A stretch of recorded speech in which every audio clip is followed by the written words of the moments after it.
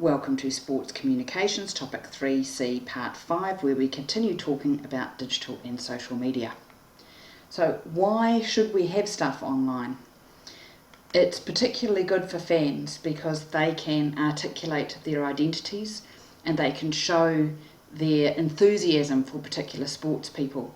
Remember that sports has that huge emotional connection that we get very passionate and we've got that uncertain outcome. We tend to identify with certain people and it gives us a vehicle for actually making that connection. So we're able to interact with players, we can interact with like-minded fans, so we can end up with a broader fan base than we would have had originally. We can exchange views with a very wide audience.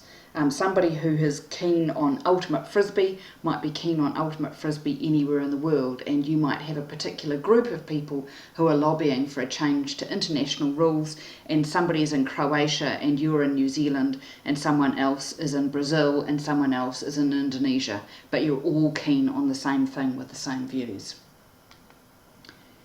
Online, you're also able to get the latest news. You aren't dependent on the next issue of the magazine that's going to come out in 2 months and then it's going to take a month to get here from the US. You can feel connected, part of an international community, and as I've mentioned before in class, human beings are a social animal, so we need to feel that connection to feel whole. We can do all this these days while we're mobile, and smartphones have really changed how the world works for us. As well, we create this idea of bridging social capital, while fanatics create bonding social capital. So don't forget to read your reading to understand exactly what those mean.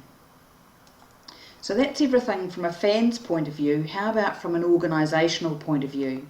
You need to be sure that you've got the right kind of netiquette happening, that people understand there are rules around how posts should happen, how the organisation is reflected online. You need to formalise whatever your organisation's online policy is so that everybody understands exactly what it means. So that should cover things like responses to trolls. So trolling is a response to something online that is sort of inflammatory, extraneous or off topic. And basically it's there to cause problems. So what you're going to do if somebody trolls a post that your organisation makes.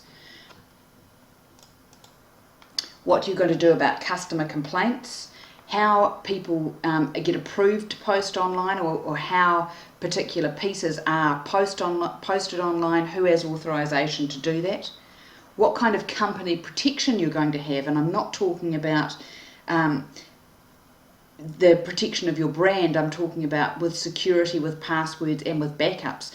If somebody hacks your website, how will you be able to get it back up and running quickly? So you need to actually have thought through that kind of thing as well. How timely your posts are and what kind of things need to be posted immediately and what doesn't. And how you're going to audit to make sure that everything is done as you think it should be done. All these things are particularly important.